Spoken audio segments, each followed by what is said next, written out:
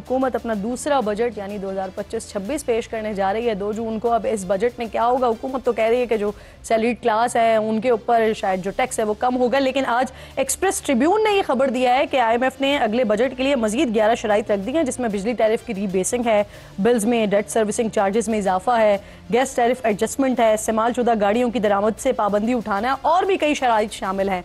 तो क्या इजाफा मजीद होने जा रहा है? फिर इस पर बात करने के लिए खाकान नजीब साहब माशी तज्जियाकार हैं, प्रोग्राम में मुझे ज्वाइन कर रहे हैं। खाकान साहब, क्या होने जा रहा है फिर? ये जो 11 नई शराइत हैं तो इसका मतलब कीमतों में इजाफा होगा? तो किरण साहब भाई, एक तो बात यह कि पाकिस्तान की इकोनॉमी बिल्कुल बाय द बुक बिहेव कर रही है, जैसे जैसे कि उसको बिहेव करना चाहिए जब IMF की इंगेजमेंट होती है। जिसका मतलब यह है कि एक स्टेबिलिटी है, जिसका मतलब है कि इफरात ज़र कम हुई है, जिसका मतलब है बैरूनी खसारा संभला है और कॉन्सिक्वेंटली आपके रिजर्व्स की पोजीशन $13 अरब पे है। एक तो ये बात हो गई। IMF का ठीक। जो प्रोग्राम है वो एक कंटिन्यूटी का प्रोग्राम है। देखिए, अगर 3 साल पे मुहित प्रोग्राम है तो पहले 6 महीने के अहदाफ आपने पूरे किए और most of the things Pakistan was able to do, barring एक टैक्स की कलेक्शन शायद उस तरह से नहीं हो सकी, otherwise we were all good. अब आपको नए अहदाफ तो मिलने हैं, वरना तो प्रोग्राम ही खत्म हो जाए। कुछ अहदाफ आपने नहीं पूरे किए थे, उनका रीड थिंक है। For example, agriculture income tax जो है वो निफाज होना था, नहीं हुआ। अब उन्होंने कहा जून में जाके कर जी लें। अब खाकान साहब, आपने मुझे मुझे वो बताएं ना जो आवाम सुनना चाहते हैं। सर, इन 11 शराइत के बाद क्या बिजली के बिल्स में इजाफा होगा, गैस की कीमतों में इजाफा होगा? अवामी बात बताएं ना सर, होगा नहीं होगा? तो एक तो किरण ये बात है कि मैं हमेशा मुल्क को कहता हूं कि कुल्ली तौर पे IMF पाकिस्तान में ना बिजली की निर्ख तय करता है और ना ही गैस के निर्ख तय करता है। नेपरा और ओगरा का ये काम है कि वो ये निर्ख तय करें और हुकूमत का काम है कि वो उसको नाफिज करे। इसमें बिल्कुल क्लैरिटी रखें। पाकिस्तान में एक तो तीनों डिस्कस कर लेते हैं। टैक्सेस जो है, मेरा ख्याल है कुछ सैलरीड के जो टैक्सेस हैं उनमें कमी होगी, नॉन सैलरीड में भी कुछ कमी होगी, कुछ जी मैन्युफैक्चरिंग में भी नहीं कमी सर, होगी। IMF ये खुद नहीं करता, लेकिन अगर IMF शराइत रखेंगे तो तब जी। तो नेपरा ओगरा करेंगे ना सर? सो IMF की शर्त यह है कि जो बेस टैरिफ तयन करे नेपरा, वो जुलाई में उसका इन हम्म। जो निफाज है वो हुकूमत कर दे।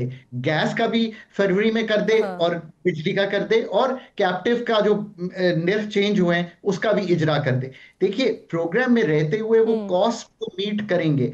अब बहुत अच्छा वक्त है आपके पास। ये जो बजट है ना Kiran, if you will give me 1 minute, exactly जी। 1 मिनट, इसमें आपके हम्म। पास ये टाइम है, ये स्पेस है। क्या है स्पेस? आपका कुछ डेट ठीक। सर्विसिंग कम हुई है बिकॉज आपके जो 12% 11% पे आ गई है पॉलिसी रेट। सो आप जो अपने टैक्सेस का निज़ाम है उसकी दुरुस्तगी कीजिए और जो एक्सपेंडिचर हैं उनको हम्म। संभालिए।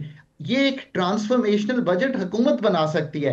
14,300 का तो एक हदफ है जो FBR का है, उस पे कैसे पहुंचना है ये हम्म। तयन जो है ये तो हुकूमत वक्त ने करना है। एंड आई एम श्योर कि अथॉरिटीज कॉग्निसेंट हैं कि ये जो बोझ है कुछ सेक्टर्स पे कम होना है, रिटेल, होलसेल, एग्रीकल्चर पे बोझ जाना है, खाकान साहब, रियल मैं ना एस्टेट। इसको मजीद आसान कर देती हूँ सर, मैं दोबारा पूछ लेती हूँ। आप जो कैलकुलेट कर रहे हैं, जो आप नंबर्स का गोरख धंधा देख रहे हैं, उसमें बिजली की कीमतें, गैस की कीमतें, पेट्रोल की कीमतें ये बढ़ेंगी नहीं बढ़ेंगी सर?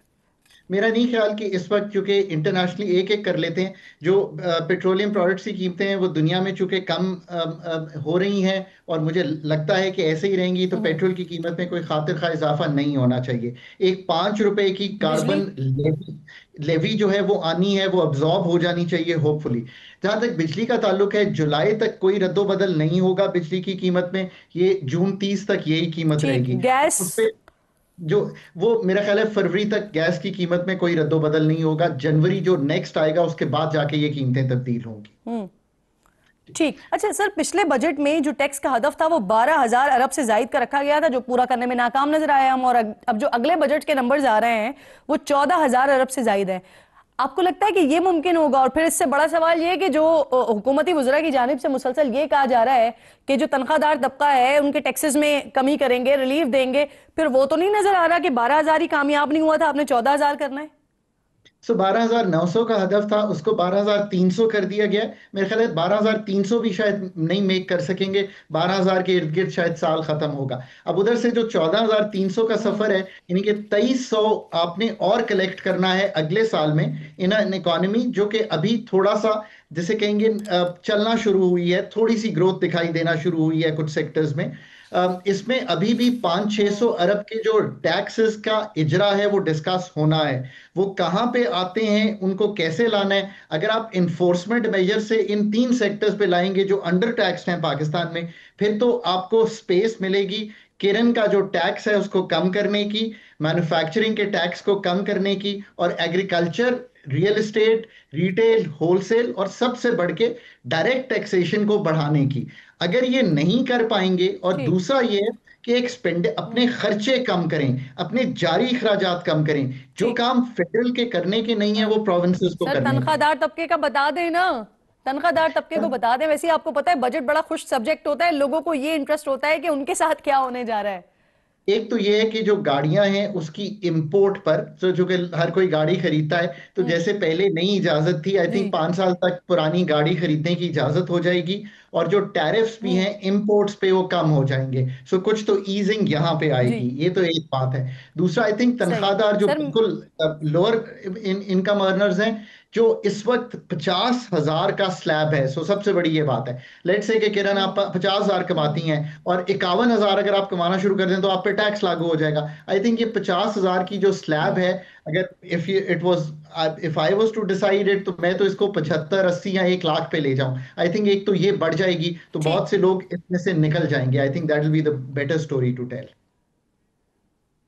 सही सही, बिल्कुल ठीक। बहुत बहुत शुक्रिया आपका हाकान नजीब साहब। आपसे क्या होने जा रहा है आगे बजट में, पाकिस्तानियों को क्या मिलने जा रहा है, क्या फवाइद होने जा रहे हैं, उस पर बात कर रहे थे। एक छोटा सा ब्रेक लीजिए नाज़रीन, ब्रेक के बाद वापस आते हैं।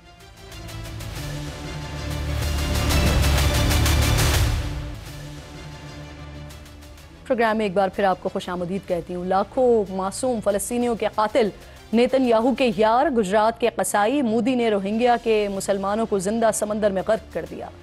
खत्ते में अमन को तहबाला करने और दुनिया भर में दहशत गर्दी का नेटवर्क चलाने के बाद मोदी सरकार के इंसानियत सोज मजालिम से भी पर्दा उठ गया है। रोहिंग्या मुसलमानों के साथ इंसानियत सोज सलूक पर अक़वाम मुत्तहिदा ने भारत से जवाब तलब कर लिया है। अक़वाम मुत्तहिदा की प्रेस रिलीज के मुताबिक गुज़िश्ता हफ्ते भारतीय हुक्काम ने दिल्ली से दर्जनों रोहिंग्या पनाह गुज़ीनों को आंखों पर पट्टी बांधकर अंडमान मुंतकिल किया। फिर वहां से इन पनाह गुज़ीनों को कश्ती के जरिए बहिरा अंडमान उबूर करवा कर ज़बरदस्ती म्यांमार के एक जजीरे में उतारा गया और फिर वहां से इन रोहिंग्या पनाह गुज़ीनों को तैर कर साहिल तक पहुंचने पर मजबूर किया गया, जिसके बाद से ताहाल इन अफराद के जिंदा बच जाने की कोई खबर नहीं आई है।